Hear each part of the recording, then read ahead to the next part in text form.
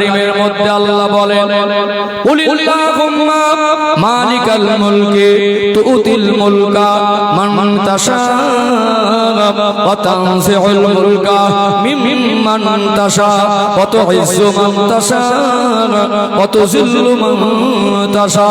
এ আমার হাবিবে পেয়ারা, আপনি বলে দেন আল্লাহ পাক হলেন সর্বভৌম শক্তির অধিকারী। আল্লাহ যাকে ইচ্ছা তাকে রাজত্ব দেন, যাকে ইচ্ছা রাজত্ব ছিনিয়ে নেন। আল্লাহ যাকে ইচ্ছা তাকে সম্মান দেন, যাকে ইচ্ছা তাকে বেইজ্জতি করেন। কোরআনুল কারীমের অপর আয়াত 30 নম্বর পারা খুলে দেখবেন, সূরার নাম হলো সূরাতুল ফাজর, 15 নম্বর আয়াত। আল্লাহ পাক বলেন ফাআম্মাল ইনসানু ইযা মাবতালাহু রাব্বুহু ফাআকরামাহু ওয়া না'আমা ফায়াকুলু রাব্বি আকরামান। আমি আল্লাহ মানুষকে পরীক্ষা করার জন্য যখন মাল সম্পদ দেই, ফায়াকুলু রাব্বি আকরামান, মানুষ বলে আল্লাহ আমার প্রতি অনুগ্রহ করেছে।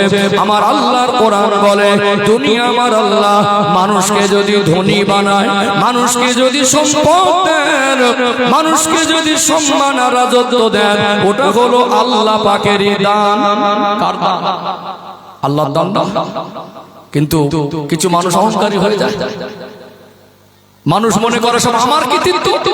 আল্লাহ বলে বান্দা তোমার রাজত্বকে তুমি মনে করো আমার কৃতিত্ব।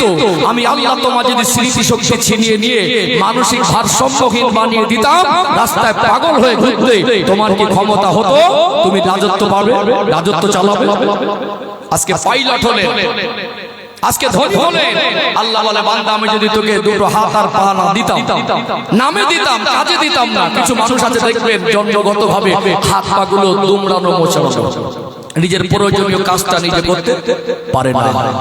যারা বলে আমার কৃতিত্ব, আল্লাহ বলে এটা আমার। আর মানুষ যখন একটু বেশি পেয়ে যায় তখন বলে আমার কৃতিত্ব, এটা আমার অর্জন। আল্লাহ বলে বান্দা ওটা তোর প্রতি আমার অনুগ্রহ, আমার দয়া। ওয়াইন তাউদ্দু নি'মাতাল্লাহি লা তুহসুহা, আমি আল্লাহ এত নিয়ামত দিয়েছি তুই গুনে গুনে শেষ করতে পারবে না। আল্লাহ যদি অন্ধ করে দিতেন পাইলট হতে পারত, আল্লাহ যদি বিছানায় শুয়ে রাখতে পারতেন চাকরি করতে পারত। দান কার? সম্মান বলেন, সম্পদ বলেন, রাজত্ব বলেন, নেতৃত্ব বলেন, ক্ষমতা বলেন, এটা একটা আল্লাহর দান। কার দান? আল্লাহর দান না। রিজিকের মালিক আল্লাহ, অস্বীকার করার ক্ষমতা পৃথিবীর কোন শক্তির নাই।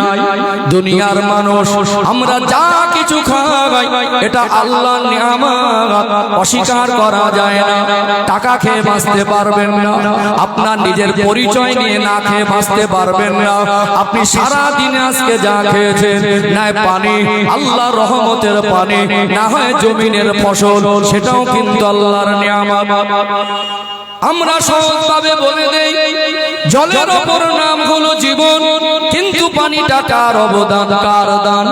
আমার আল্লাহ বলেন ওয়া আনজালা মিনাস সামাই মাআ, আমি আল্লাহ তোমাদের জন্য আসমান থেকে রহমতের পানি দেই। জোরে বলুন সুবহানাল্লাহ। আল্লাহ রহমতের পানি যদি 200 বছর বর্ষণ বন্ধ করে দেন, দুনিয়ার বিজ্ঞান, দুনিয়ার বিজ্ঞান, দুনিয়ার রাষ্ট্রপ্রধান, দুনিয়ার ধনী আর জ্ঞানী, এরা সব একত্রিত হয়ে আল্লাহ যেভাবে পানি দিয়ে মানুষের প্রয়োজন মেটায়, দুনিয়ার কোন মানুষ কি আল্লাহ যেভাবে মানুষকে নিয়ামত দেয়, মানুষ কি সেই অভাব পূরণ করতে পারবে? পারবে বিজ্ঞান? পারবে রাষ্ট্রপ্রধান? পারবে মোস্তাদ? পারবে ধনী? আল্লাহ পানি দেন, এটা আল্লাহর দান।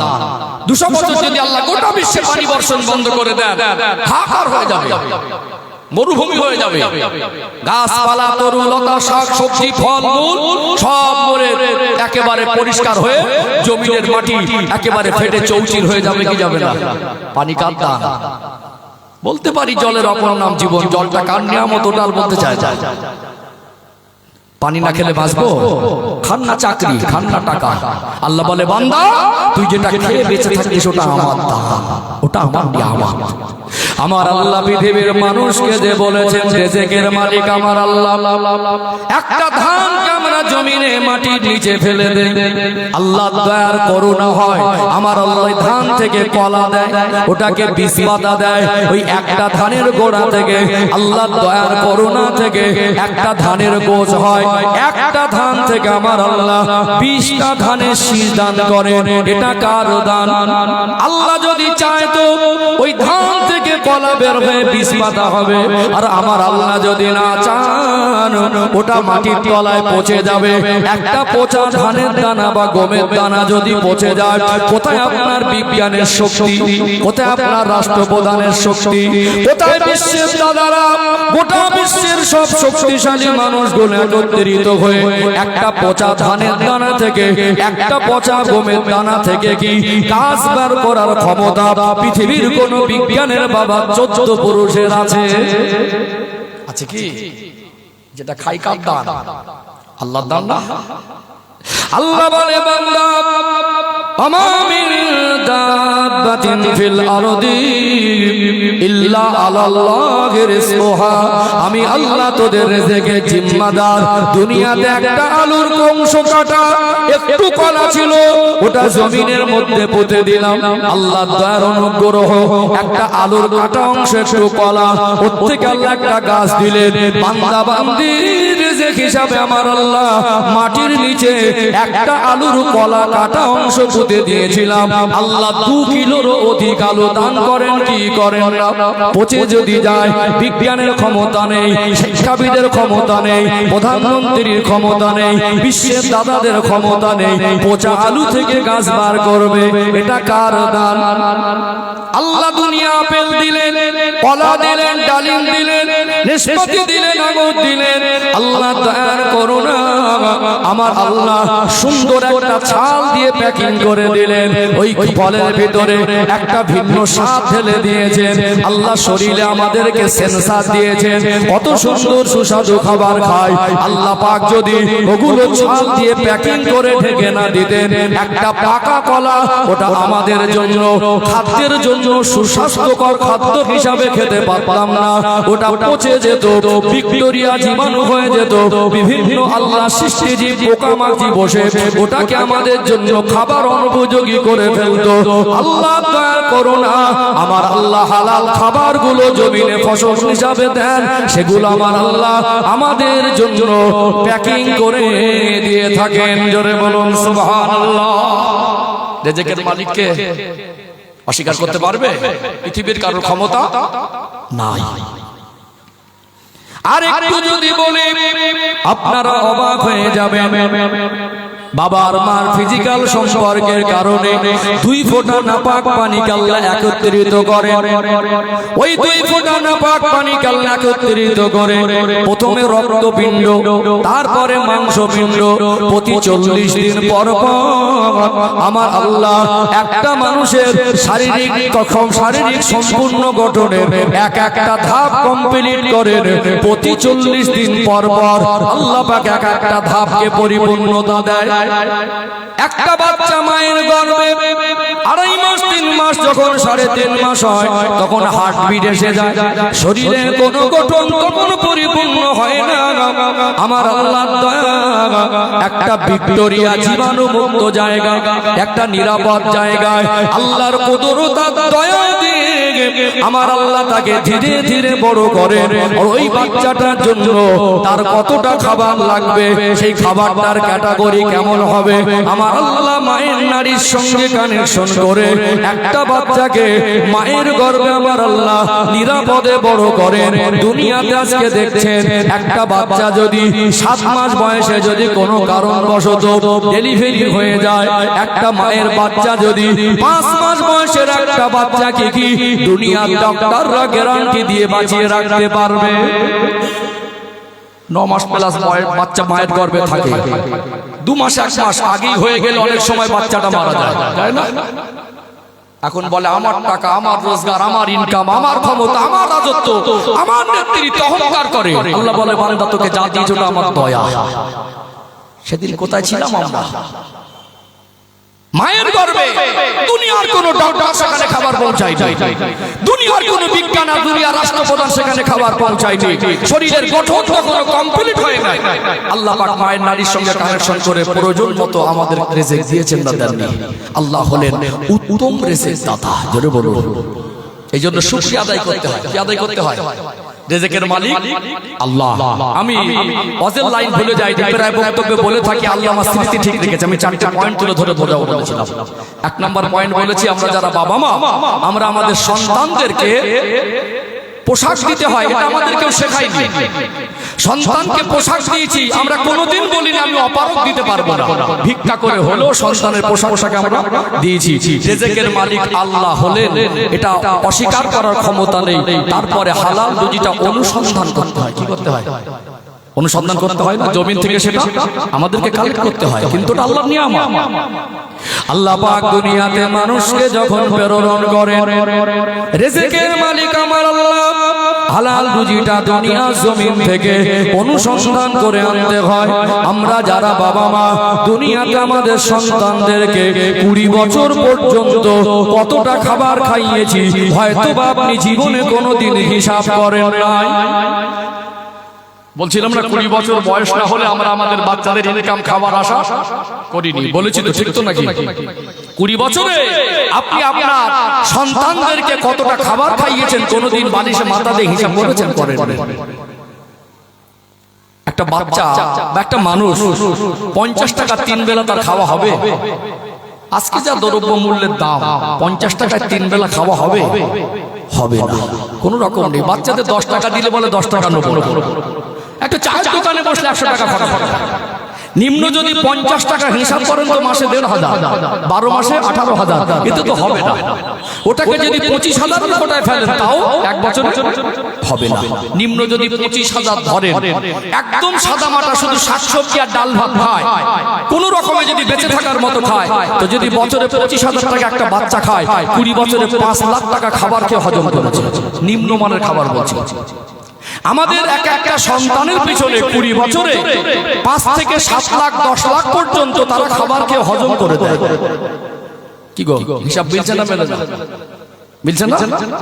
ও ভাইজানেরা, সোনার মানি যুবকেরা, আব্বারা মায়েরা, দুনিয়াতে একটা বাবা যদি অন্ধ হয়, একটা বাচ্চা যদি এতিম হয়, মা যদি ভিক্ষুক হয়, ওই মা কোনোদিন বলে না আমি আমার সন্তানদের খেতে দিতে পারবো না। এই সন্তানকে একটু ভালোভাবে রাখতে গিয়ে, ভালো মানুষ করার জন্য একটা বাবা তার জীবনের শেষ নিঃশ্বাস ত্যাগ হওয়ার আগ মুহূর্ত পর্যন্ত সন্তানের ভালো কামনা করেন, তিনি হলেন বাবা। 4 ঘন্টা 5 ঘন্টা রোদে কাজ করা, রাজমিস্ত্রি জোগাড়ে কাজ করা, সিমেন্টের বস্তাগুলো মাথায় তুলে একতলা থেকে 2 তলায় ওঠা, দেশে কাজ না হলে বিদেশে যাওয়া, কোথায় মশার কামড়, কত কষ্ট কত পরিশ্রম করে, কেউ কন্ট্রাক্টরি করে, কেউ মোটেগিরি করে, কেউ ভ্যান চালিয়ে খায়, কেউ অন্যের আন্ডারে কাজ করে।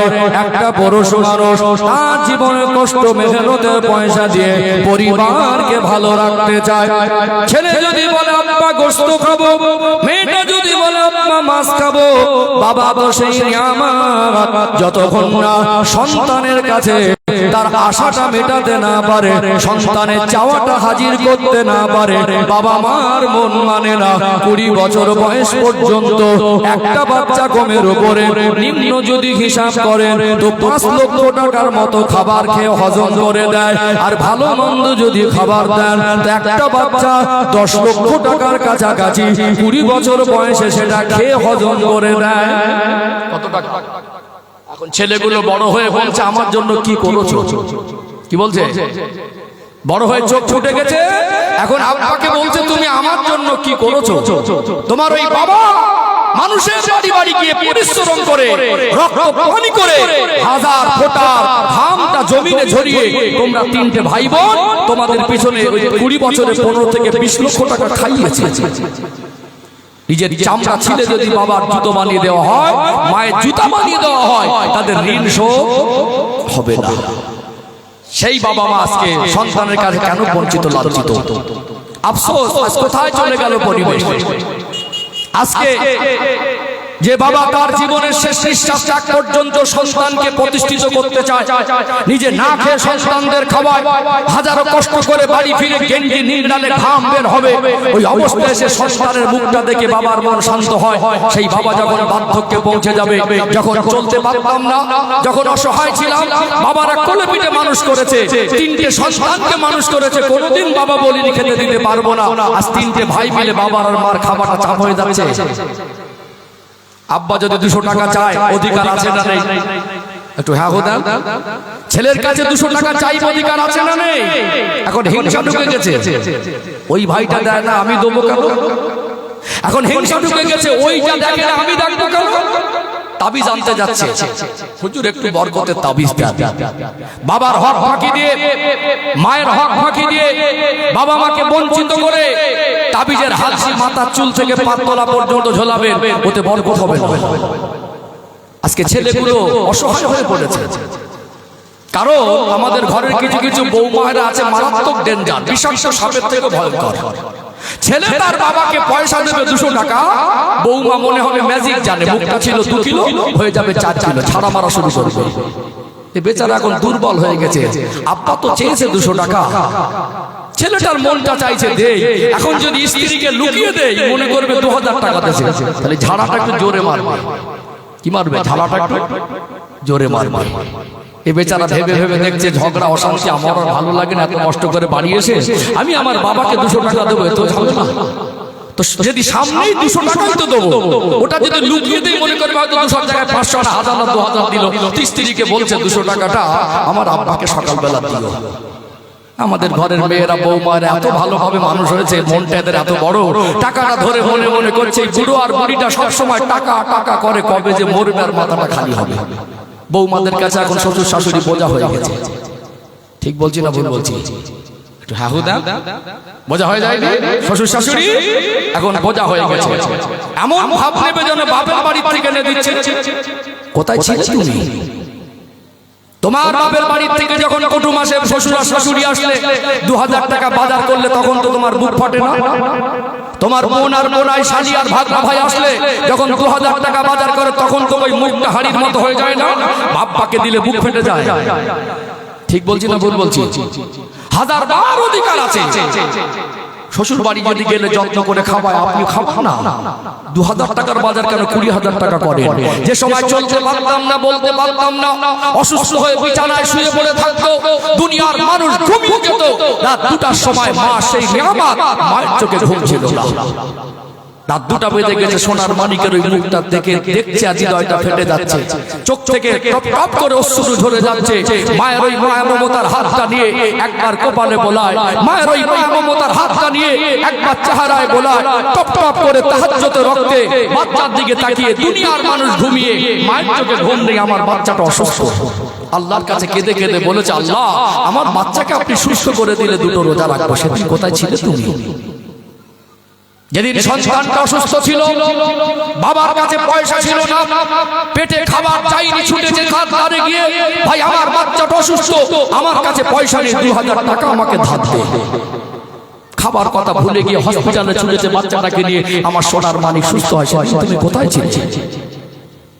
1000বার শ্বশুর শাশুড়িকে খাবার কোনো আপত্তি নেই, বাবা মার হকটাও দেখা দরকার আছে না? একটু হ্যাঁ হুদা আছে না নেই? আর ছেলেগুলো যেরকম আর বৌমা ওরকম বলছে আমার জন্য কি করেছো? আর বৌমার কাছে মনে হচ্ছে না বুড়ো আর বুড়ি বোঝা, বরকত খুঁজছেন, বরকত। তাবিজের হালসি বাঁধেন, বরকত হবে না।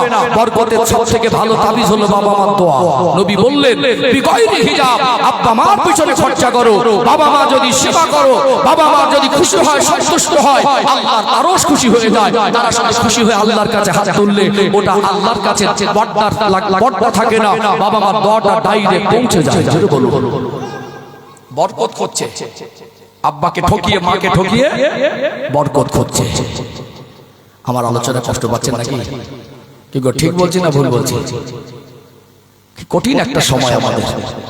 আপনি বলুন, আমার আলোচনার লাইনটা দিকটা না, আমি একটা পয়েন্ট বোঝাচ্ছিলাম যে আমরা যারা বাবা মা, আমরা আমাদের সন্তানের খাবার কষ্টকে আমরা দিয়েছি। বলেন না, আমি দিয়েছি কি? কেউ কি আপনাকে কোনোদিন নতুন করে ধরে বোঝাতে হয়নি যে ছেলে মেয়েদের তোদের খাওয়াতে হবে? এটা আমরা একা একা বুঝে গেছি, এটা হুজুরদের অসরে বলতে হয়নি। কোনোদিন কি বলেছি তোদের খেতে দিতে পারবো না? তাহলে 20 বছর ধরে 3টে সন্তান বাবার কাছে ভারী হলো না, মায়ের কাছে ভারী হয়ে গেল না, 3 জন মিলে একজন ভারী হয়ে গেল। কি ঠিক বলছি না ভুল বলছি? হ্যাঁ, হিংসা হচ্ছে। ওই যা দেখে আমি দেখবো কেন? হিংসা হচ্ছে। ও ভাই দেয় না আমি দেবো কেন? কোথায় পেলে হিংসা? আজকে চোখ ফুটে গেছে। তাই তুমি যদি বিছানায় শুয়ে পড়ে থাকতে, তোমার যদি হাত আর পা আল্লাহ না দিত, তোমার স্ত্রী সেদিন তোমার স্ত্রী হিসাবে তোমার কাছেই আসতো না। সবাই সরে গেলে, সবাই ঠিক করলে, তোমার ওই বাবা আর মা তোমাকে ফেলে দিতে পারতো না। তুমি যদি অন্ধ হতে যে স্ত্রী আর শ্বশুর শাশুড়ি মায়া কান্না কাঁদছে, সেদিন ওই স্ত্রী আর শ্বশুর শাশুড়ি সম্পর্কটাই হতো না। বলতো অন্ধ ছেলেকে আমার মেয়েকে বিয়ে দেবো না, বলতো না। সেদিন সবাই ফেলে দিলে মা আর বাবা অন্ধ বাচ্চাটাকে ফেলে দিত না, হাতটা ধরে ঘুরতো। তাদেরকে ভুলে গেলেন। স্ত্রীদের দেখেন, হাজারবার দেখতে হবে। শ্বশুর শাশুড়ি আসলে যত্ন করে, ওটাও করতে হবে, কিন্তু বাবা মার হক বঞ্চিত করে নয়। ও ভাইজানেরা, সোনার মানিক যুবকেরা, আব্বার মায়েরা, দুনিয়াতে একটা বাবার মা তাদের সন্তানদের পিছনে 20 বছর ধরে কমের উপরে 5 থেকে 7 লক্ষ টাকা মাথার ঘাম পায়ে ফেলা পয়সা কত কষ্ট না করেছে। সকালবেলা শরীরটা ভালো না, মনে মনে হয় আজকে আমি কাজে যাব না, শরীরটা চলছে না, পুরন কাজে কথা দেওয়া আছে।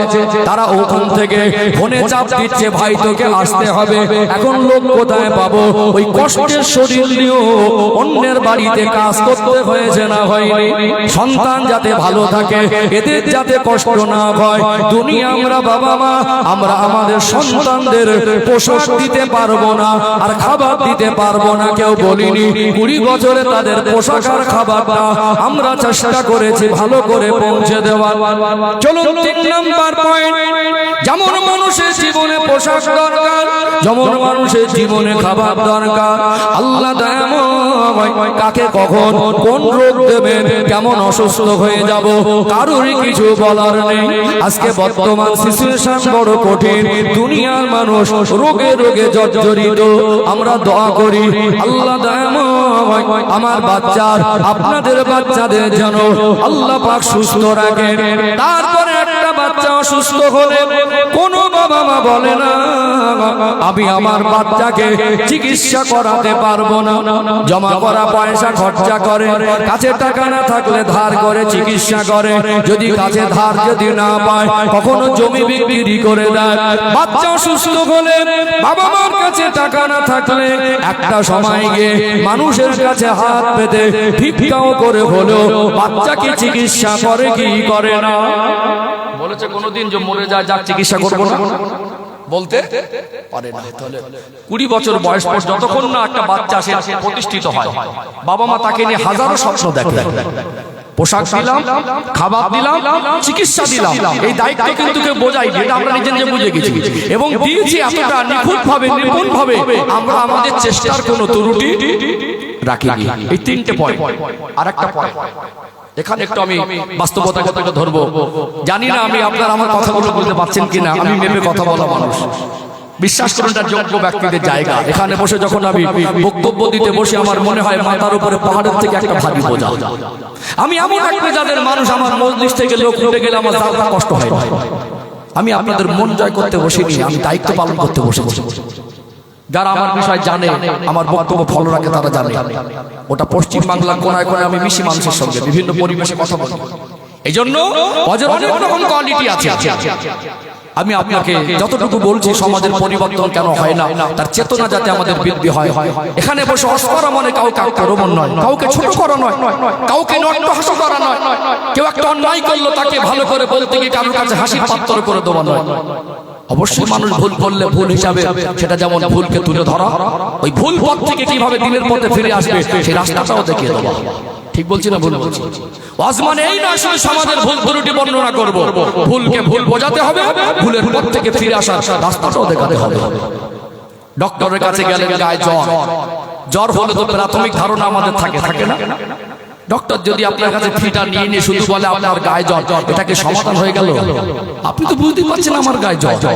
তা আমি আপনার কাছে এসেছি এই জন্য, আপনি একজন বিশেষজ্ঞ ডক্টর, আমার জ্বরটা কিভাবে কমবে সে সমাধানের জন্য এসেছি।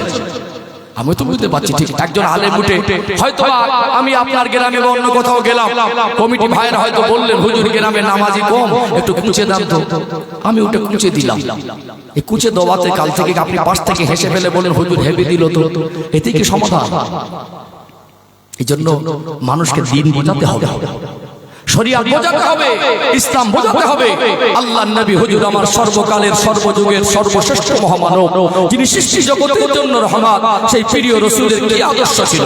যারা আমার নবীকে বারবার আক্রমণ করেছে, আমার নবীকে বারবার গালি দিয়েছে, আমার নবীকে অপমান করেছে, আমার নবীকে কষ্ট দিয়েছে, আমার নবীকে বারবার জানে মেরে ফেলার পরিকল্পনা করেছে, নবী আমার তাদের কাছে উত্তম আচরণ নিয়ে বারবার গেছে, তাদেরকে মধুর ভাষা দিয়ে বুঝিয়েছে, তাদেরকে বারবার ক্ষমা করেছে, তাদের জন্য আল্লাহর কাছে চোখের পানি ফেলেছে।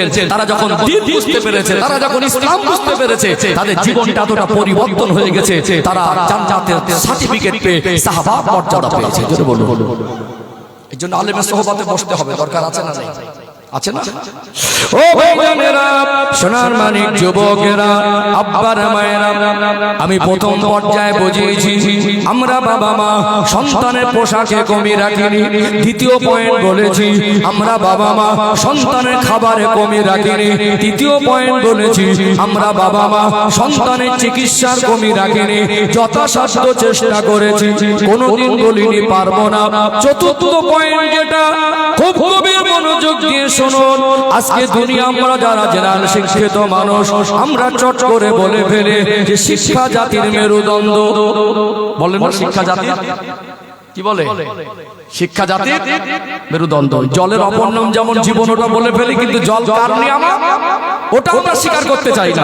খাবার সময় বলে আমি খাই, আমার টাকা খাই, আমার ইনকাম খাই, ঠিক আমরা এরকম বলে ফেলি শিক্ষা জাতির মেরুদণ্ড। কিন্তু আমার ইসলাম যে শিক্ষার গুরুত্ব বুঝিয়েছে, আজকে গুগলে সার্চ করো, এআই কে প্রশ্ন করো, আর্টিফিশিয়াল ইন্টেলিজেন্স নিয়ে ওখানে গিয়ে কোশ্চেন করো, আপনাকে পৃথিবীর মধ্যে 800 কোটি প্লাস যদি মানুষের বসবাস হয়, তো সব পৃথিবীর গোটা বিশ্বের মধ্যে কতটা ধর্মের অস্তিত্ব পাওয়া যায়, গুগল আপনাকে তথ্য দেবে 3.5 থেকে 4 হাজারের মতো ধর্মের অস্তিত্ব পাওয়া যায়। আপনি তো জানেন 5-7টা ধর্ম। সম্মানিত ভাইরা, ইসলাম এমন এক আলো, ইসলাম মানুষকে যে শিক্ষার গুরুত্ব বুঝিয়েছে, পৃথিবীর কোন ধর্ম শিক্ষার গুরুত্ব অতটা বোঝায় নাই। অবশ্যই শিক্ষা জাতির মেরুদণ্ড। পেটে পাথর বেঁধে থাকে, এক বেলা না খেয়ে থাকে, তারপরে সন্তানকে শিক্ষিত করবে। শিক্ষা দরকার আছে না? নাই? আছে না?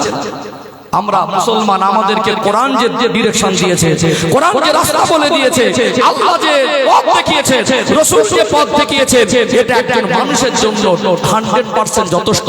এইটুকু মেনে নিলে বাইরে কোথাও ভিক্ষা করতে যেতে হবে না। ভালো থাকার জন্য, নিজেকে সম্মানের জায়গায় রাখার জন্য, এই জীবনে শান্তি পাওয়ার জন্য আল্লাহ যে কথাগুলো বলেছেন, রাসূল যে কথাগুলো বলেছেন, এইগুলোই যথেষ্ট।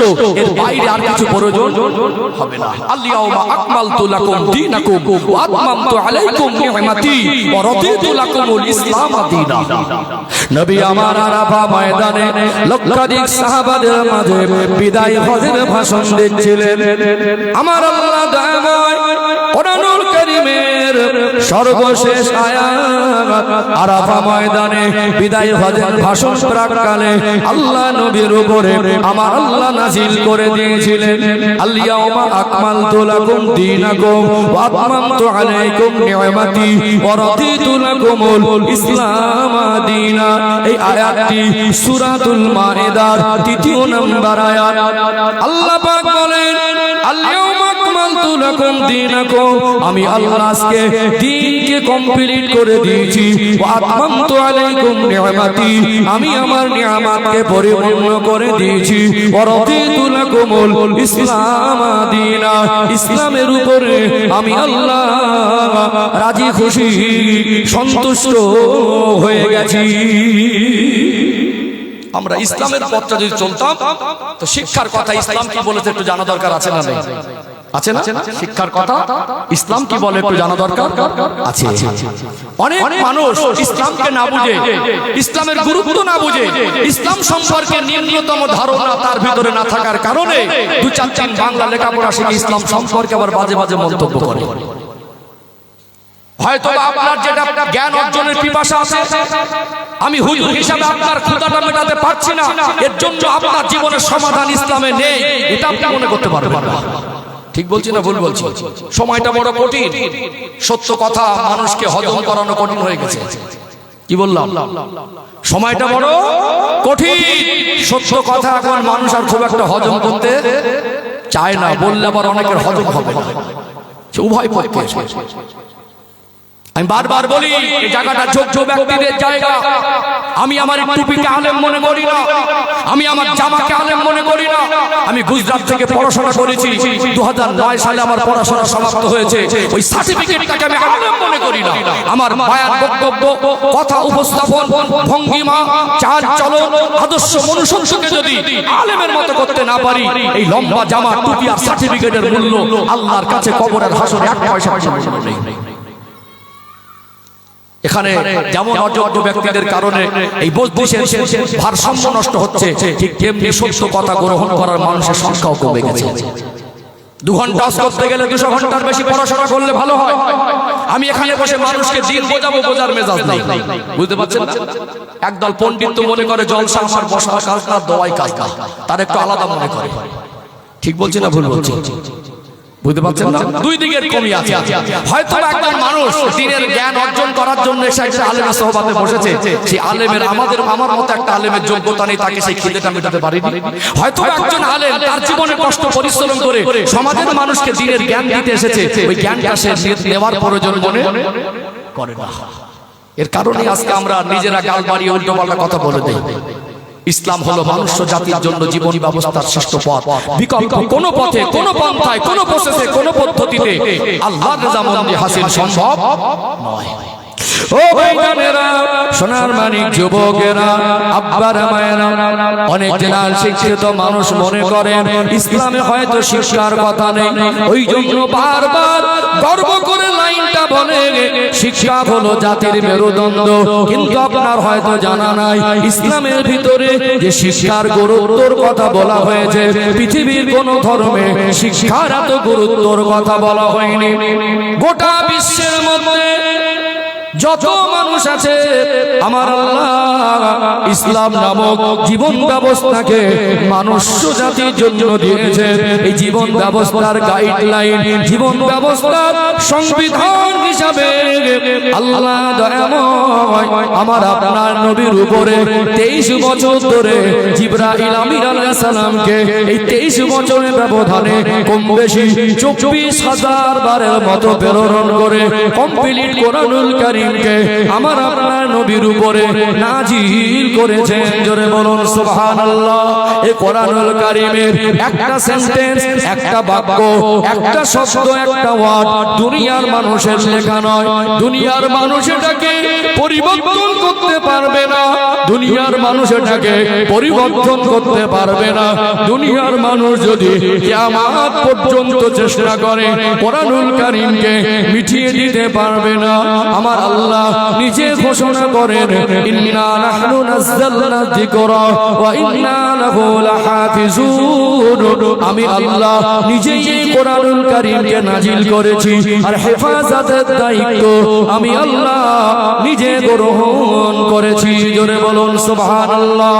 এই কোরআনুল কারীম মহাগণিত আল কোরআন গোটা পৃথিবীর মানুষ আজ পর্যন্ত কোরআনুল কারীমের একটা সূরাকে ডুপ্লিকেট করতে পারিনি। আজ পর্যন্ত কোরআনের একটা লাইনকে দুনিয়ার মানুষ আজকে ভুল বলে প্রমাণিত করতে পারিনি। 1400 বছর পার হয়ে গেল, যুগ যুগ ধরে গোটা বিশ্বের মধ্যে কত এডুকেটেড পারসন, কত দার্শনিক, ডক্টর মরিস বুকাইলির মতো একজন বিখ্যাত মহা গবেষক, বিখ্যাত পণ্ডিত, সেও কোরআনুল কারীমের ভুল খুঁজতে এসে ভুল তো পেল না, নিজের জীবনের ভুলটা বুঝতে পেরে ইসলামের ছায়াতলে আশ্রয় নিয়েছেন। জোরে বলুন সুবহানাল্লাহ। ও ভাইজানেরা, সোনার মানিক যুবকেরা, আব্বার মায়েরা, এই মহামানিত আল কোরআন, কোরআনুল কারীমকে আল্লাহ নাজিলের সূচনা করেছিলেন আমার রাসূলুল্লাহ 40 বছর বয়সে গারে হেরাতে জাবালে নূর পর্বতের গুহাতে আল্লাহ নবী ধ্যানে মশগুল ছিলেন। রমাদানুল মুবারক মাসে লাইলাতুল কদরের রাতে সূরাতুল আলাকে প্রথম 5 আয়াত আমার আল্লাহ নাজিল করলেন। এত নির্ভেজাল কিতাব, এত দামি কিতাব, এত স্পষ্ট কিতাব পৃথিবীর জমিনে দ্বিতীয় কোনো কিতাব নেই। এটা মানুষের লেখা নয়, মানুষের বানানো নয়, পরিবর্তন সম্ভব নয়, মিটিয়ে দেওয়া সম্ভব নয়। এই কোরআনুল কারীমকে আমার আল্লাহ যে শব্দ দিয়ে নাজিলের সূচনা করলেন, ওই শব্দটা ছিল ইকরা অর্থাৎ পড়ো। আল্লাহ যে শব্দ দিয়ে কোরআনুল কারীম নাজিল করলেন সেটা ছিল ইকরা অর্থাৎ পড়ো। কোরআনুল কারীমের মতো শ্রেষ্ঠ কিতাবের প্রথম বাক্য দিয়ে আল্লাহ সূচনা করলেন পড়ো। পড়ার কথা আল্লাহ যেভাবে পৃথিবীর মানুষকে বুঝিয়েছেন, পৃথিবীর কোনো ধর্মই ভাবে বোঝায় না। ঠিক বললাম না ভুল বললাম? শিক্ষার গুরুত্ব ইসলাম যতটা বুঝিয়েছে, পৃথিবীর কোন মহামানব কোন ধর্ম ততটা বোঝাই নাই। সর্বকালের সর্বযুগের সর্বশ্রেষ্ঠ মহামানব, যিনি সৃষ্টি জগতের জন্য রহমত, ইমামুল আম্বিয়া, খাতামান নবিয়্যিন, সাইয়্যিদুল মুরসালিন, নূরে মুজাসসাম, রাহমাতাল লিল আলামিন, আল্লাহ যাকে ওহীর জ্ঞানে জ্ঞানান্বিত করে ওয়া ইন্নাকা লাআলা খুলুকিন আযীম, আল্লাহ যার মহান চরিত্র সার্টিফিকেট দিয়ে আল্লাহ যাকে রহমত স্বরূপ করে প্রেরণ করে আমার রাসূলকে আল্লাহ মানব জাতির জন্য শিক্ষক করে পাঠিয়েছেন। জোরে বলুন, এমন মহান শিক্ষক গোটা পৃথিবীকে কিয়ামত পর্যন্ত চ্যালেঞ্জ করো, এই রকম মহামানবের, এই রকম মহান শিক্ষকের অনুসন্ধান দ্বিতীয় পৃথিবীর ইতিহাসে পাওয়া যাবে না। 63 বছরের জীবনে একটা মিথ্যা বলেনি তিনি, কোনদিন মানুষের তার কথার দ্বারা কর্মের দ্বারা আক্রমণ করেনি, অকারণে দুনিয়ার কোন মানুষের উপর আঘাত করেনি তিনি। 63 বছরের জীবনে কোনদিন বেইনসাফি করেনি। 63 বছরের জীবনে তিনি কোনদিন একটা মানুষকে ক্ষতি পৌঁছায়নি। সেই 66 বছরের জীবনে তিনি যা বলেছেন, দুনিয়ার মানুষ আজকে তার কথাগুলো নিয়ে গবেষণা করে অ্যানালাইজ করে দেখছেন যে এই কথাগুলো দুনিয়ার মানুষের, সাধারণ মানুষের কথা নয়। এই জ্ঞান স্কুল কলেজের জ্ঞান নয়, এই জ্ঞান দুনিয়ার ইউনিভার্সিটির জ্ঞান নয়, এই জ্ঞান গবেষণার জ্ঞান নয়। আল্লাহ পাক বলেন, ইন হুয়া ইল্লা ওয়াহয়ু ইউহা, আমার হাবিব চাকরিত কিছু বলেন না, আমি আল্লাহ যেটা ওহী করি সেটা আমার হাবিব বলেন। এই জ্ঞানটা হলো আল্লাহ প্রদত্ত স্পেশাল ওহীর জ্ঞান। জোরে বলুন। সেই নবী আমার বললেন, উতলুবুল ইলমা মিনাল মাহদি ইলাল লাহা, একটা মানুষের শিক্ষার সময় হলো মায়ের কোলে দোলনা থেকে শুরু করে মরার আগ মুহূর্ত পর্যন্ত। এত মহান কথা কি আপনাকে বলবে? অবশ্যই আমার একটা ভাই ডক্টর হোক, আমার একটা ভাই মাস্টার হোক, ইসলাম জীবন ব্যবস্থার নাম। ইসলাম এমন এক জীবন ব্যবস্থা যে পথ দিয়ে জান্নাতে যাওয়া যায়, যে পথ দিয়ে মানুষের জীবনে পবিত্রতা রক্ষা হয়, যে পথ দিয়ে মানুষের জীবনে শান্তি কায়েম হয়। ইসলামের আলো যেখানে পৌঁছায়, যদি রাষ্ট্রে ইসলাম কায়েম হয় রাষ্ট্রে শান্তি হবে, যদি পরিবার ইসলাম কায়েম হয় পরিবারে শান্তি হবে, যদি ইসলাম জীবনে কায়েম হয় তো জীবনে শান্তি হবে। ইসলামের একটা অর্থই শান্তি। অর্থাৎ আল্লাহর প্রিয় হাবিব শিক্ষার কথা বলেছেন। দুনিয়াতে মুসলমানরা শুধু ঝোলা নিয়ে ঘুরবে এটা ইসলাম নয়। দুনিয়ার জমিনে আমার একটা ভাই, সে যদি রাষ্ট্রপ্রধান হয়, সে যদি শিক্ষামন্ত্রী হয়, সে যদি রাষ্ট্রপতি হয়, সে যদি প্রধানমন্ত্রী হয়, এটা তো গর্ব করে বলবো না আমার একটা ভাই। ওই সমস্ত বাবা মাকে আমি কুর্নিশ জানাই, সাধুবাদ জানাই, যারা নিজেরা পরিশ্রম করে নিজের সন্তানকে চাকরির উপযুক্ত করেছেন। এই গ্রামে যদি 10টা চাকরিজীবী থাকে, গর্ব করে বলবো না আমার ভাই। বলুন, একটা কোর্টের জজ যদি আপনাদের আলগড়িয়া গ্রামের মানুষ একটা ছেলে হয়, সেটা আপনার জন্য গর্বের না? যদি এই দেশে আমার একটা ভাই যদি কোনোদিন মুখ্যমন্ত্রীর চেয়ারে বসে, সেটা আমার জন্য গর্বের না? অবশ্যই। ইসলামের শিক্ষা যে গুরুত্ব বলা হয়েছে পৃথিবীর কোন ধর্মে বলা হয়নি। আর ইসলামের ভিতরে অর্থ বিরোধী কোনো কথা নেই, বরং আল্লাহ রাসূল তিনি রাষ্ট্রপ্রধান হয়ে ইসলামিক রাষ্ট্র শাসন কায়েম করে তিনি পৃথিবীর মানুষকে শান্তি কিভাবে প্রতিষ্ঠিত করতে হয় উদাহরণ তৈরি করলেন। আল্লাহ রাসূলের পরবর্তীতে আল্লাহর হাবিব সাহাবাদের হাতে এই রাষ্ট্রপ্রধানের পরিচালনা কিভাবে করতে হয় সেই শিক্ষা দিয়ে উপযুক্ত মানুষ তৈরি করে সেই পদে বসিয়ে দিয়ে গেলেন। আর পৃথিবীকে উদাহরণ তৈরি করে দিলেন, মুসলমান রাষ্ট্রপ্রধান হয়ে দেশ পরিচালনা করবে আল্লাহর আইন দিয়ে। জোরে বলুন। তাহলে এই আজকে গোটা বিশ্বের যা বর্তমান পরিস্থিতি, বলুন একজন স্বরাষ্ট্রমন্ত্রী হতে গেলে, একজন বিদেশ মন্ত্রী হতে গেলে তাকে লেখাপড়া শেখা লাগবে কি লাগবে না? অবশ্যই শেখাবে। অবশ্যই আমার একটা ভাই চাকরিজীবী হোক, ওটা আমার ভাই হবে। একজন জজ হোক, একজন ওসি হোক, একজন উকিল হোক, একজন সিআই হোক, একজন ডিএম হোক, এটা আমি গর্ব করে বলবো ওটা আমার ভাই। শিক্ষার কথা তো ইসলাম বলেছে। আপনি লোকের ধার কথা করা কথা বলেন শিক্ষা জাতির মেরুদণ্ড, কিন্তু ইসলাম কোরআনুল কারীমের সূচনায় বলেছেন ইকরা অর্থাৎ পড়ো। নবী বলেছেন শিক্ষার সময় জ্ঞান এমন এক জিনিস, জ্ঞান অর্জনের কোনো সীমাবদ্ধতা নেই। জন্ম থেকে নিয়ে মৃত্যুর আগ মুহূর্ত পর্যন্ত জ্ঞান অর্জনের সময়। কত মহান কথা। আল্লাহর হাবিব তিনি অর্থ বিরোধীও ছিলেন না। চলুন এখানে আর দুটো দৃষ্টান্ত পেশ করে আরেকটু পরিষ্কার হবে ইনশাআল্লাহ। ও ভাইজানেরা, সোনার মানিক যুবকেরা, আব্বার মায়েরা, কোরআনুল কারীমের 21 নম্বর পারা, সূরার নাম হলো সূরা আল আহজাব, 21 নম্বর আয়াত। আল্লাহ পাক বলেন, লাকাদ কানা লাকুম ফি রাসূলিল্লাহি উসওয়াতুন হাসানা, আমার হাবিবের মধ্যে রয়েছে তোমাদের জন্য উত্তম আদর্শ। আল্লাহ নবী তিনি দুনিয়ার মানুষকে তার জীবন যাপনটা কিভাবে হবে সবকিছু বুঝিয়ে দিয়েছেন। আল্লাহ নবী পৃথিবীর সেরা রাষ্ট্রপ্রধান, পৃথিবীর সেরা বাবা, পৃথিবীর সেরা বিচারক, পৃথিবীর সেরা মহামানব। আমার নবীর ভিতরে সর্বরকম গুণ পাবেন কি পাবেন না? আল্লাহর হাবিবে আল্লাহ পাক সন্তান দিলেন। আমার আল্লাহ তাআলাকে 7টা সন্তান দান করেছিলেন, 4টে মেয়ে আর 3টে ছেলে। রুকাইয়া, যায়েনাব, উম্মে কুলসুম, হযরতে ফাতেমা রাদিয়াল্লাহু আনহা, রিদওয়ানুল্লাহ তাআলা আলাইহা আজমাইন। আল্লাহ পাক আমার নবীকে 3টে পুত্র সন্তান দান করেছিলেন। প্রথমটা হলো কাসিম, দ্বিতীয়টা হলো আব্দুল্লাহ, অনেকে তাহির বা তৈয়ব উপনাম হিসাবে চেনে। তৃতীয়টা হলো হযরত ইব্রাহিম রাদিয়াল্লাহু আনহু।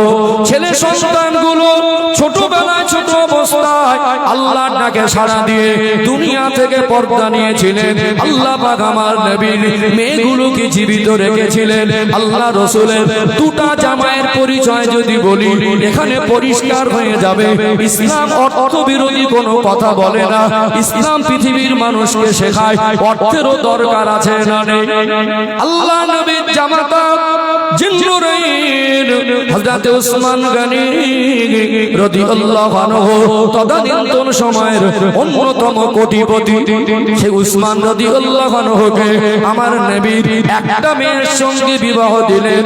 ওই মেয়েটা মারা যাবার পরে আল্লাহ নবী একদিন ডাকলেন, ও হযরত ওসমান, লাব্বাইক ইয়া রাসূলুল্লাহ।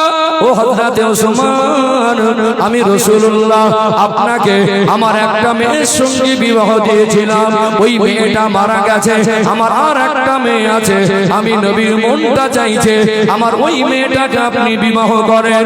আল্লাহ নবীর পূর্ণিমা চাঁদের মতো চমকানো চেহারার দিকে তাকালেন, ইয়া রাসূলুল্লাহ, হাবিবাল্লাহ, আপনি আল্লাহর প্রিয় হাবিব, এমন একটা প্রস্তাব দিয়েছেন আমি উসমান গনি আমি তো ফিরিয়ে দিতে পারি না। আল্লাহর হাবিব একটা মেয়ে ইন্তেকালের পরে আর একটা মেয়েকে বিবাহ দিলেন। তিনি অন্য কেউ নয়, তিনি হলেন মক্কা মদিনার অন্যতম ধনী। মক্কা মদিনা আল্লাহ রাসূল যদি অর্থবিরোধী হতেন, ইসলামে যদি অর্থবিরোধী কোন অপশন থাকতো, নবী আমার মক্কা মদিনার শ্রেষ্ঠ ধনীকে কেন জামাই করতে গেলেন? আরেকটা জামাইকে আল্লাহ নবী করলেন খাতুনে জান্নাত। খুতবার ভিতরে শুনেন, ফাতিমাতু সাইয়্যিদাতু নিসাই আহলিল জান্নাহ। প্রতি জুমার দিন সংশোধনে আপনাদের কাছে পরিচিত হবে। আল্লাহর হাবিব বলেন আমার ফাতেমা হলো জান্নাতি মহিলাদের সরদারিনী। আরেকটা জামাই করলেন গরীব। এই জামাইকে ধনী আর গরীব দুটো জামাই কেন করে পৃথিবীর মানুষকে উদাহরণ করলেন, এর ব্যাখ্যা অনেক। এইটুকু শুধু বলি, ইসলামে অর্থ বিরোধীর কোনো অপশন নেই। আমার কওম ভিক্ষা করবে তা নয়, আমার কওম বিশ্বের মধ্যে মাথা উঁচু করে দাঁড়াক। আমার ভাইরা চাকরিজীবী হোক, আমার ভাইরা বিভিন্ন মন্ত্রী হোক, আমার কওম এরা সমাজের মাথা উঁচু করে দাঁড়াক। এর জন্য জেনারেল শিক্ষারও দরকার আছে না নেই? আছে না? আমার কওমের টাকা হলে আমাদেরই লাভ, লাভ না আমাদেরই লাভ। গ্রামে একটা মসজিদের কাজ হবে, 5টা গরিব মানুষ 50,000 টাকা ঋণের বোঝা মাথায়, মসজিদের ছাদ দেওয়া হবে, বর্ষাকালে এসে যাচ্ছে নামাজ পড়তে অসুবিধা হবে, যাদের মাথায় 50,000 ঋণের বোঝা, ওই 5 জনকে গিয়ে যদি বলি 20,000 করে দিতে হবে, পারবে? ও বলবে আমাকে উল্টো টাকা ধার দিলে ভালো হয়, আমি নিজেই পাচ্ছি না। এই গ্রামে যদি 4টে বড় বড় ব্যবসায়ী থাকে, 10টা চাকরিজীবী থাকে, আরো 5টা ধনী মানুষ থাকে, তাদের কাছে গিয়ে যদি বলি আল্লাহ আপনাদের অনেক দিয়েছে, এটা তো ধর্মীয় কাজ। আর একটা প্রতিবেশী আপনার বাড়ির পাশে মানুষটা গরিব, ও ঋণের বোঝা মাথায় আছে, ওকে কি করে চাপাই? আপনাকে দিতে হবে, দেবে কি দেবে না? তাহলে মসজিদের কাজ হবে, মাদ্রাসায় কাজ হবে। আল্লাহ যাকাত দিলে তার উপরে হজ ফরজ করবেন, আল্লাহ যাকাত দিলে তার উপরে কুরবানি আদেশ, আল্লাহ অর্থ দিলে তার উপরে কুরবানি আদেশ দেবেন, আল্লাহ অর্থ দিলে তাকে হজ ফরজ করবেন, যাকাত ফরজ করবেন। গ্রামে একটা এতিম বাচ্চা, একজন গরিব মানুষ, তাকে গিয়ে যদি বলি এতিম বাচ্চাকে স্কুলে ভর্তি করব, বা এতিম বাচ্চার জামা কাপড় লাগবে, আপনি টাকা দেন, সে বলবে ঈদের সময় আমার নিজের বাচ্চার কেনা হয় না। যে 10টা ধনী মানুষ থাকে, ওদের যাকাতের টাকা একটা এতিম বাচ্চাকে মানুষ করা সম্ভব না? সম্ভব। গ্রামে একটা মা স্বামী হারা, ক্যান্সার রোগে আক্রান্ত, যন্ত্রণা ছটফট করছে। ইসলাম নিজে ভালো থাকাকে ভালো বলিনি, নিজে ভালো খাওয়াকে ভালো খাওয়া বলিনি, পাশের মানুষকে নিয়ে ভালো থাকার নাম ভালো থাকা, পাশের পরিবারের মানুষকে নিয়ে খাবার নাম হলো ভালো খাওয়া। আল্লাহর হাবিব তো এই শিক্ষা দিলেন। একজন বেওয়া মা, একটা মেয়ে, একটা জামাইকে, মেয়েটাকে বিবাহ দিলেন, জামাইটা গরিব মানুষ, স্বামী মারা গিয়েছিল, মেয়েটাকে ছোট রেখে। এখন ওই মাটা যদি ক্যান্সার রোগে আক্রান্ত হয়, আমার গ্রামে যদি 10টা ধনী চাকরিজীবী ব্যবসায়ী থাকে, ওরা 5,000 করে দিলেও তো 50,000, 20 জন যদি থাকে 1 লাখ। একটা অসহায় চোখের পানি ঝরছে, যন্ত্রণা ছটফট করছে, এরকম একটা অসহায়ের চিকিৎসার পয়সা হবে কি হবে? আমি চাই আমার কমকে আল্লাহ আরো দিক। আপনার সন্তানকে আপনি স্বপ্ন দেখেন ডক্টর করবেন, 1000 বার দোয়া করি আল্লাহ আমাদের সন্তানদেরকে প্রতিষ্ঠিত করে রেখে যাবার তৌফিক দান করেন। কোনদিন আমরা বলেছি আমরা সন্তানকে লেখাপড়া শেখাতে পারবো? যদি থাকে তো খুব কম ব্যতিক্রম। সাধারণত বাবা মা বলে না যে আমি আমার সন্তানকে লেখাপড়া শেখাতে পারবো না, বরং ছেলেটা যদি 8 পাস, মাধ্যমিক পাস, এইচএস পাস করে যদি বলে আব্বা আমি পড়বো না, কষ্টে কেঁদে ফেলে, তুই কোচিরাম ভুল করিস নি বাবা। কারো না কারোর কাছে গিয়ে বলে আমার ছেলেটা একটু বোঝাও না, তখন আল্লাহর কাছে কেঁদে বলে ছেলেটা তো এরকম ছিল না, আল্লাহ কেন অসৎ পথে চলে যাচ্ছে? আমার বাচ্চাকে তো অনেক স্বপ্ন ছিল, বাবা স্বপ্ন দেখে না। আমি অজের লাইন বলিনি, আমি 3টে পয়েন্ট বলেছি।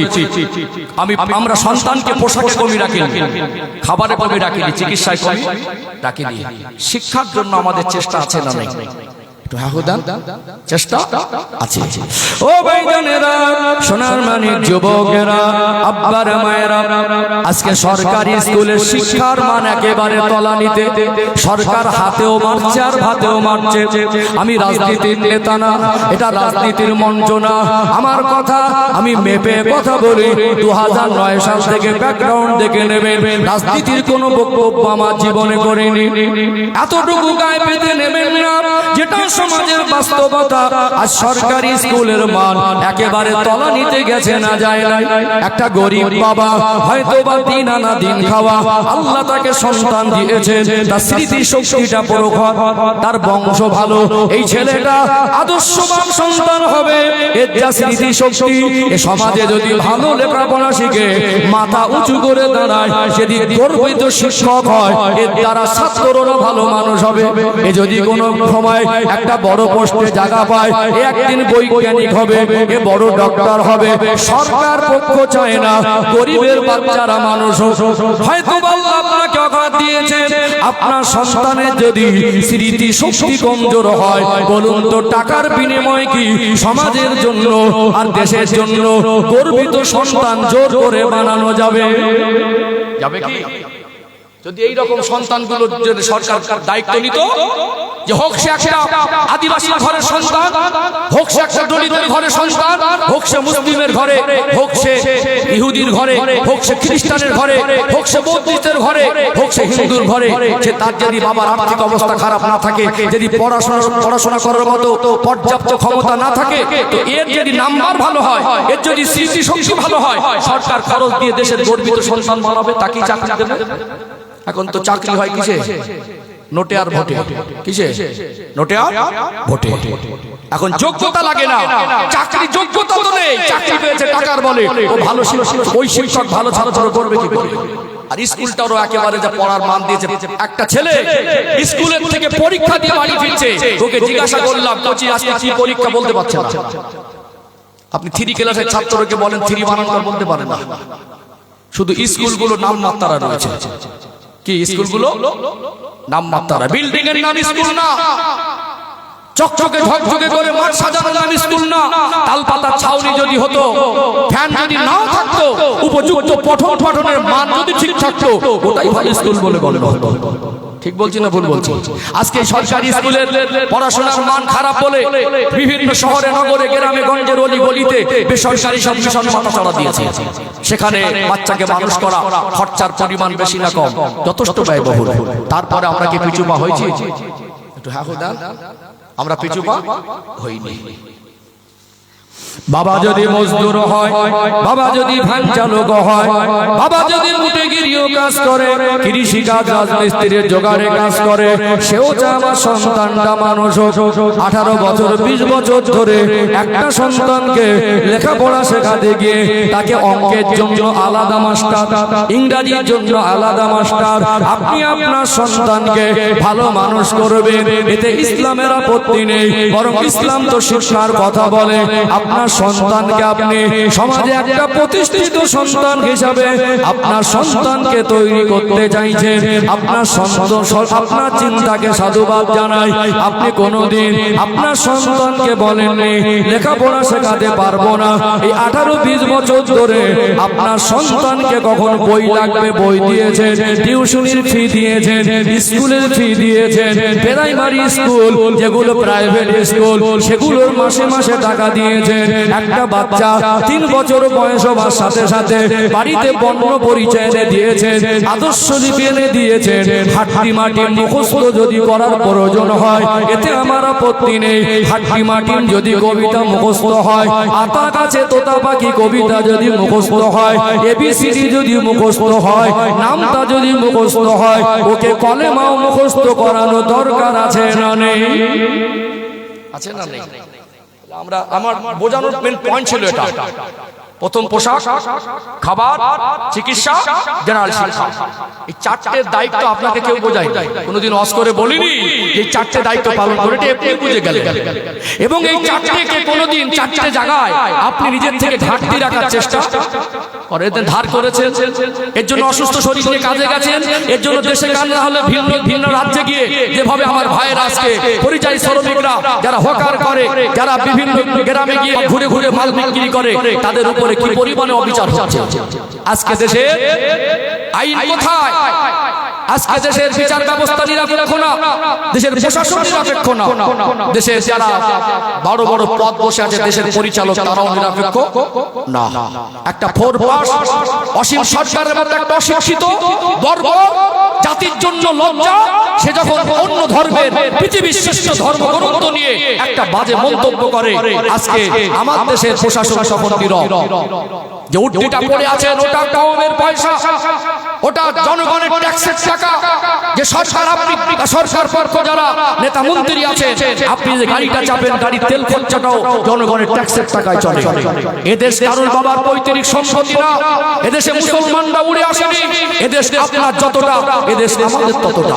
বারবার চক্রান্ত করে কোন একটা জাতিকে নির্দিষ্ট করে তাদের উপরে বিভিন্ন রকম আক্রমণ। সোশ্যাল মিডিয়া দেখছেন বাড়ি বাড়ি গিয়ে বড় বড় অস্ত্র তুলে দিচ্ছে, ওপেন বলছে মুসলমানদের মারার জন্য, বলছে না? সোশ্যাল মিডিয়া দেখছেন বারবার মুসলমানদেরকে আক্রমণ, বারবার মুসলমানদেরকে বারবার কোণঠাসা করা হচ্ছে। একটা মানুষ জয় শ্রীরামের নাম করে বারবার মুসলমানদেরকে মারছে, এটা গোটা ভারতবর্ষে আজকে ভাইরাল হচ্ছে।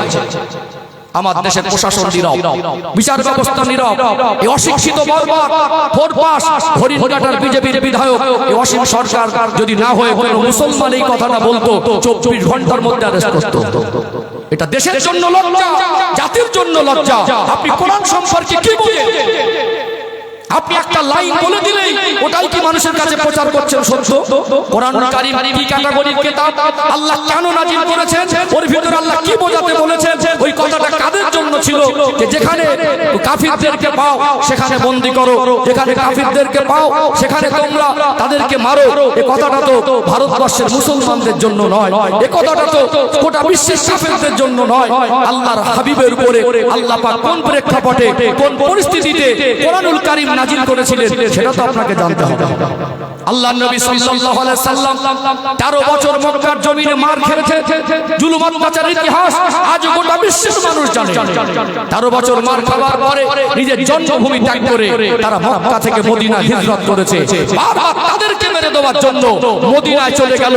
একটা বছর পার হয়ে দ্বিতীয় বছর না যেতে যেতে 1000 সৈন্য নিয়ে মক্কার কুরাইশরা আল্লাহর হাবিবেরা সাহাবাদেরকে মিটিয়ে দেওয়ার জন্য বদরের প্রান্তে দাঁড় করতে বাধ্য হয়েছে।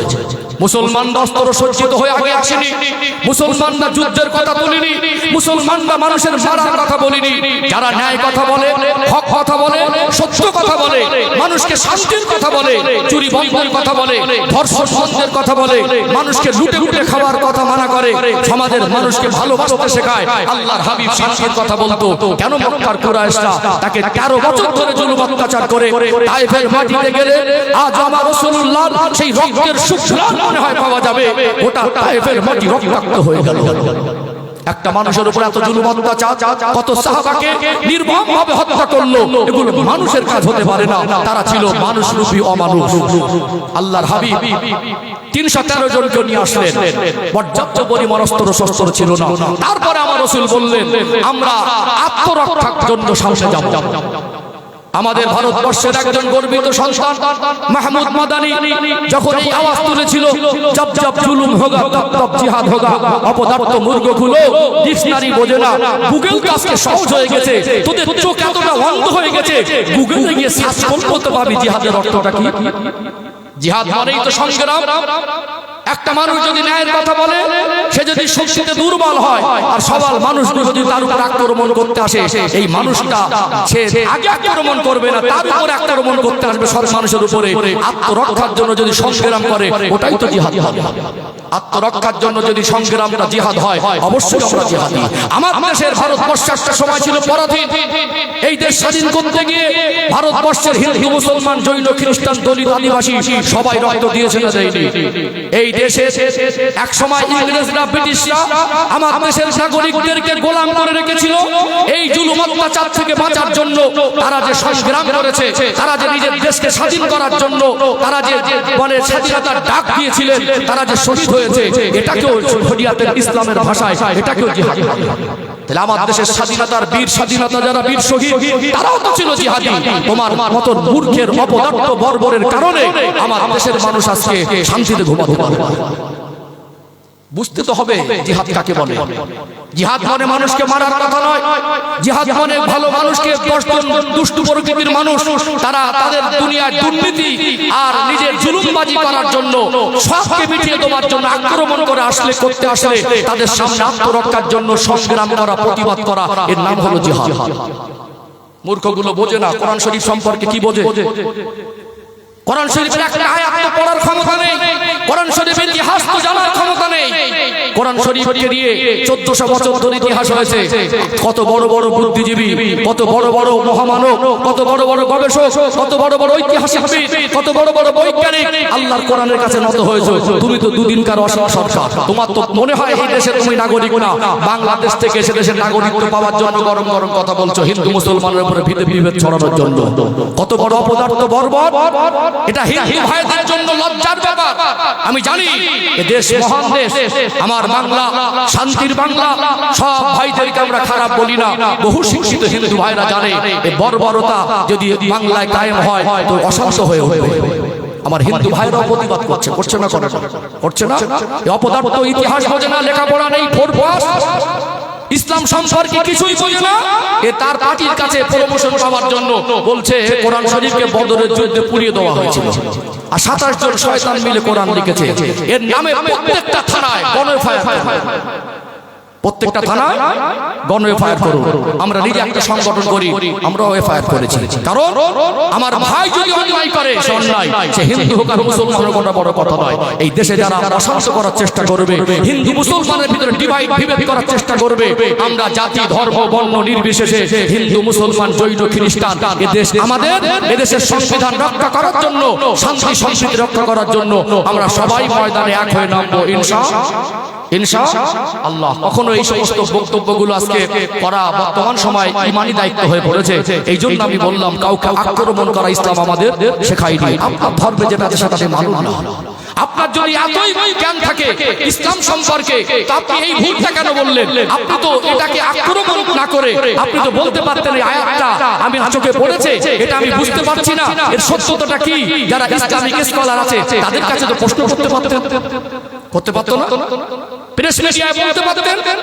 আপনি মুসলিমদের সঙ্গে এখন অনলাইন টেকনোলজি ব্যবহার হয়, কোন এক বড় চ্যানেলে আপনার যেটা পছন্দ কোন এক ইসলামিক স্কলারের সঙ্গে ডিবেটে বসতে পারতেন যে আয়াতটা কার জন্য কেন হয়েছে।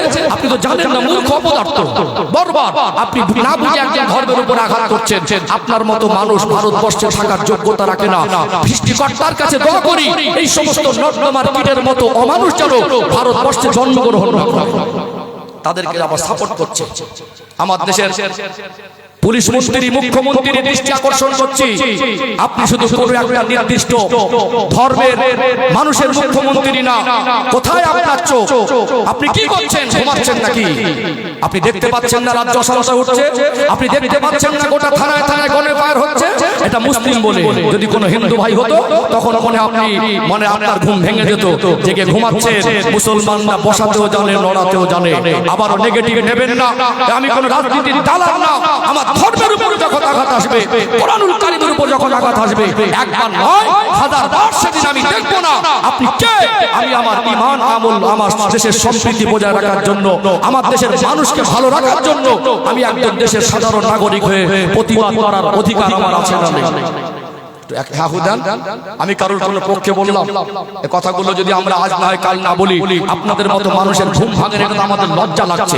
আপনাদের হয়তো লজ্জা নেই, তাই জন্য আপনারা নীরবে দেখছেন। আমার মনে হয় যদি পৃথিবীর কোনো বাজারে লজ্জা শরম কিনতে পাওয়া যেত, আমরা মুসলমানরা চাঁদা করে এনে যেসব নীরব প্রশাসন, নিসব যারা দেশের চেয়ারে বসে রয়েছে, দেশ চালাচ্ছে মন্ত্রীরা, এদেরকে একটু লজ্জা কিনে এনে এদেরকে দিতাম। তোদের এমনি তো লজ্জা লাগে না? তোদের ভিতরে ইনসাফ নেই? ইনসাফ আর লজ্জা যদি কিনতে পাওয়া যেত, আমরা মুসলমানরা চাঁদা করে এদেরকে লজ্জার ইনসাফ কিনে এনে দিতাম। না থাক, কলটা কষ্ট পাচ্ছেন নাকি? অসুবিধা হচ্ছে নাকি? সম্মানিত ভাইরা, আমি আঘাত দেওয়ায় বিশ্বাসী না। বিশ্বাস করুন, এটা আমার ধর্ম বলেই কথা বলছি না, যেটা আমার অন্য কোনো ধর্মের ভাইয়ের উপরে এভাবে আমার একটা ভাই যদি অন্যায় করে বলতো, আমি রবিউল ইসলাম, আমাকে যদি কোনো হিন্দু ভাই, কোনো আমার কোনো দেশের নাগরিক যদি এই কথাটা আমি আজকে বলছি, সেদিন মিলিয়ে নেবেন। আপনার সামনে যদি আমার ধর্মীয় কোনো মানুষ আপনার ধর্মকে নিয়ে কথা বলে, একইভাবে সেই দিন আমি প্রতিবাদ করে যাব। এটা আমার ইসলাম শিখিয়েছে। অন্যায়কে অন্যায় বলি, সে আমার ভাই হোক, আমার কোন ধর্মের মানুষ যদি আপনার ধর্মকে গালি দেয়, যে প্রতিবাদ আজকে আমি করছি, আপনার কোন ধর্মীয় কিতাবকে নিয়ে যদি সেদিন সে অপব্যাখ্যা দেয়, সেদিন সে আপনার ধর্মীয় কিতাবের কোন লাইনকে নিয়ে যদি বিভেদ বাঁধাতে চায়, সে আমার ধর্মের কিনা দেখবো না, সে আমার বাপ হোক আর ভাই হোক, সেদিন একইভাবে প্রতিবাদ করব। আমি দেশের নাগরিক হিসেবে এটা আমার নৈতিক দায়িত্ব। আল্লাহ আমার দেশকে, আল্লাহ আমার কওমকে, আল্লাহ এই দেশের হিন্দু মুসলমানের ঐক্যকে আল্লাহ অটুট করে আমাদের কাঁধে কাঁধ মিলিয়ে চলার তৌফিক দান করেন। বলেন আল্লাহুম্মা আমিন। সম্মানিত ভাইরা, দুটো কথা বলার দরকার ছিল, তাই বললাম। একটু আমি অন্য অন্য লাইনে চলে এসেছি। আমার আলোচনার মূল ধারা আমি ফিরে আসবো। আল্লাহ আমার স্মৃতি ঠিক রেখেছে, বারবার আমি বলি একটু তাকবীর দান তো, নারে তাকবীর, মাশাআল্লাহ, আরেকটু প্রাণ ভরে নারে তাকবীর। সিলসিলায়ে হক মুজাদ্দিদ জামান হিজবুল্লাহ আলগড়িয়া গ্রামবাসী বিন্দু, এ মাহফিলের কমিটির সাহেবানগণ, নারে তাকবীর, নারে তাকবীর। যাক, আমি আলোচনা করছিলাম, চারটে পয়েন্ট বলেছিলাম। কি বলেছিলাম? চারটে পয়েন্ট। প্রথমে বলেছিলাম আমরা যারা বাবা মা, সন্তানের পোশাক, খাবার, চিকিৎসা আর জেনারেল শিক্ষা, এটা যদি আমরা পারি তো জাহান্নাম থেকে বাঁচানোর জন্য দিনের শিক্ষাটা দিতে কেন পারবো না? এটাই আমার প্রশ্ন। কেন পারবো না? এই চার থেকে কি জাহান্নামের আগুন থেকে বাঁচানোর শিক্ষা দেওয়াটা কঠিন?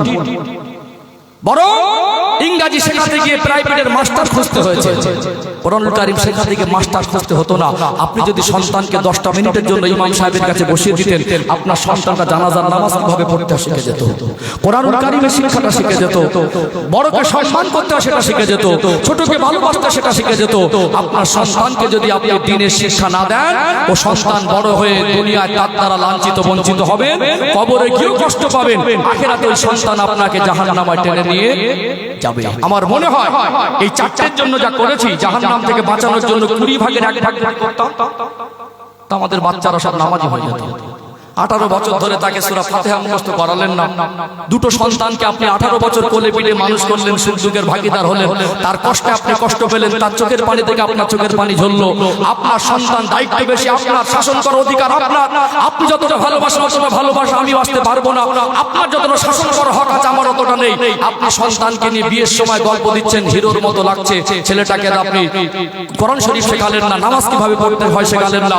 এইবারে গ্রামের সব সন্তানকে 2 ঘন্টার জন্য হুজুরের কাছে বসিয়ে দেবেন, হুজুর 2 ঘন্টা সবাইকে নামাজ শিখিয়ে দিয়ে যাবে। এটা কি করে হিসাব মেলে? আপনি 18 বছরের সূরা ফাতিহা মুখস্থ করাননি, হুজুর এসে সারা গ্রামের মানুষকে 2 ঘন্টা মুখস্থ করতে পারি যাবে? এটা বাবা মার ব্যর্থতা, বাবা মার দায়িত্বহীনতা। যতক্ষণ না আমরা এই চারটির সঙ্গে জাহান্নাম থেকে বাঁচানোর দায়িত্বটা না নেব, দ্বীনের শিক্ষা তাদেরকে না দেব, শুধু জলসা দিয়ে পৃথিবীর সবথেকে বড় বড় বক্তা এনে দামি চালের বিরিয়ানি করো, সারা রাতে সমাজ পরিবর্তন হয়ে যাবে না। এখানে বসে প্রতিজ্ঞাবদ্ধ হন, এই চারটের সঙ্গে আজ থেকে এখান থেকে কাঁধে একটা দায়িত্ব নিয়ে উঠে যাবো, জাহান্নাম থেকে বাঁচানোর শিক্ষা দেব ইনশাআল্লাহ। ও যদি কোনোদিন ধনী হয়, ডক্টর মাস্টার হোক, সবাইকে হাফেজ আলেম করতে বলছি না। ও যদি ধনী হয়, অহংকারী হবে না, গরিবের বন্ধু হবে, হবে না। তার ভিতরে দ্বীন থাকে, ইসলাম থাকে, নবীর আদর্শ থাকে, আখিরাতের ভয় থাকে, ইসলামের শিক্ষা থাকে। ও অর্থশালী হয়ে গেলে অহংকারী হবে না, গরিবের বন্ধু হবে। ও যদি কোনোদিন নেতা হয় তো জালেম হবে না, মানুষের উপরে জুলুম করবে না, সমাজের সেবক হবে। ও যদি কোনোদিন বিচারক হয় তো ঘুষখোর হবে না, ন্যায় বিচারক হবে। সন্তানকে দিনদার হিসাবে প্রতিষ্ঠিত করার দায়িত্ব এটা বাবা আর মার উপর আল্লাহ অর্পণ করেছেন। কথা কি বুঝতে পারছেন? ও ভাইজানেরা, সোনার মানিক যুবকেরা, আব্বার মায়েরা, কোরআনুল কারীমের 3য় নাম্বার পারার 8 নাম্বার পৃষ্ঠার মিডল পয়েন্টের নিচে পাবেন সূরাতুল বাকারা। এটা কোরআনুল কারীমের সবথেকে বড় সূরা। ছোট বড় আয়াত মিলিয়ে সূরাতুল বাকারার মধ্যে 286টি আয়াত আছে। সূরাতুল বাকারার 286 নাম্বার আয়াতের সূচনায় আল্লাহ পাক জানিয়ে দেন, লা ইউকাল্লিফুল্লাহু নাফসান ইল্লা উসআহা। ওরে আমার বান্দা বান্দে, আমি আল্লাহ তোমাদের সাধ্যতীত কিছু চাপিয়ে দেই না। এই আয়াতটা যদি আপনি বুঝতে পারেন, আপনার জন্য হেদায়েতের পথটা সহজ হয়ে যাবে। আমার আল্লাহ বড় দয়াময়, আল্লাহ পাক বড় মেহেরবান। আমার আল্লাহ বান্দা বান্দিকে এত বেশি ভালোবাসে, বাবা মা সন্তানকে যতটা ভালোবাসে, আমার আল্লাহ তার বান্দা বান্দি দিগকে তার থেকে লক্ষ লক্ষ গুণ বেশি ভালোবাসে। জোরে বলুন সুবহানাল্লাহ। আল্লাহ পাক বলেন, লা ইউকাল্লিফুল্লাহু নাফসান ইল্লা উসআহা। বান্দা বান্দি যেটা পারবে না, বান্দার দ্বারা যেটা হবে না, ওর ক্ষমতায় যেটা কোলাবে না, আমি আল্লাহ এরকম আদেশ নিষেধ ইসলামের মধ্যে দেই নাই। ইসলাম মানুষের জন্য কঠিন নয়, ইসলাম মানুষের জন্য বোঝা নয়। ইসলামকে আল্লাহ বোঝা হিসাবে চাপিয়ে দেয়নি। ইসলামের আদেশ নিষেধ মেনে চললে আল্লাহ পাক মানুষের জীবনটা সহজ করে দেয়, শান্তির করে দেয়। আজকে কিছু মানুষ বলতে বলতে বলেই ফেলে, ইসলাম যদি মেনে চলি তো পা তুলতে পারবো না। অনেকে ওয়াজ করতে বলতে বলতে বলে, ইসলাম মানা কি যাতাই ব্যাপার। মনে রাখতে হবে, যারা মনে করে ইসলাম মেনে চললে 1 পা বাড়ানো যাবে না, যারাই মনে করে ইসলাম মানা কি যাতাই ব্যাপার, আমার মনে হয় তারা ইসলাম জিনিসটাকে বুঝতে পারেনি। কে আপনাকে মানুষের কাছে ইসলামকে কঠিন ভাবে প্রেজেন্ট করতে বলছে? সূরাতুল বাকারার সর্বশেষ আয়াত খুলবেন, আল্লাহ স্পষ্ট করে পৃথিবীবাসীকে বললেন, লা ইউকাল্লিফুল্লাহু নাফসান ইল্লা উসআহা। আমি আল্লাহ ইসলামকে কারো উপরে বোঝা হিসাবে দেইনি। আপনি বলছেন ইসলাম মেনে চললে কি পা বাড়ানো যায়? আপনি বলছেন ইসলাম মানা কি যাতাই ব্যাপার। আপনি ইসলামের কিছুই বোঝেন না। ইসলাম মেনে চললেই জীবন সহজ হয়। যত আমাদের জীবনের জটিলতা, যত আমাদের জীবন অশান্তির কারণ, সব ইসলামের হুকুমের সীমা লঙ্ঘনের ফল। ইসলাম মানুষের জীবনকে সহজ করে দেয়। আজকে যারা আমার কথা শুনছেন, কখনো যদি আপনার মনে হয় যে আমার জীবনটায় কঠিন মনে হচ্ছে, আমার জীবনটা শান্তির অভাব মনে হচ্ছে, বুঝতে হবে আপনার জীবনে ইসলামের ঘাটতি আছে। কথা কি বুঝতে পারছেন?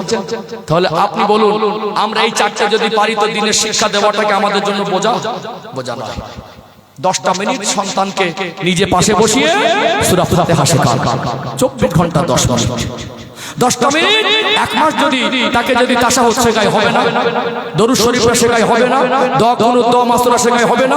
আজকে সন্তানকে আপনি শুধু খাইয়েছেন, পড়িয়েছেন, চিকিৎসা করেছেন, যার শিক্ষা শিক্ষিত করেছেন, ও বড় হয়েছে, মনে করছেন আমার সন্তান ভীষণ, পরে দেখা যাচ্ছে ফেসবুক চালানো হিরো, পরে দেখা যাচ্ছে গালাগালিতে হিরো, পরে দেখা যাচ্ছে মদ খাওয়ায় হিরো, পরে দেখা যাচ্ছে গাঁজা খাওয়ায়, গুটখা খাওয়ায় হিরো। ওকে রিয়েল হিরো যদি বানাতে পারতেন, ও বাবা মার উপরে জুলুম করা, হক নষ্ট করা দূরের কথা, বাবা মার চোখের দিকে তাকিয়ে কথা বলতে গেলে কলজে কেঁপে যেত। হুজুরকে ওয়াজ করে বলতে হতো না বাবাকে ভাত দাও। আপনার সন্তানকে ভালো যদি মানুষ না করেন, এইভাবে দিনের সন্তানের হক যদি ফাঁকি দেন, আপনার সন্তান দ্বারা দুনিয়ায় লাঞ্ছিত হতে হবে কি হবে না? হবে না? লাঞ্ছিত হতে হবে। ও ভাইজানেরা, সোনার মানিক যুবকেরা, আব্বার মায়েরা, নবী আমার সোনা জবানে বলেন, আলা কুল্লুকুম রাঈন ওয়া কুল্লুকুম মাসউলুন আন রাইয়াতি। তোমরা প্রত্যেকেই এক একজন দায়িত্ববান জিম্মাদার। তোমাদের দায়িত্ব কর্তব্য কতটুকু পালন করেছো আল্লাহর কাছে হিসাব দিতে হবে। আজ আমরা সন্তানদের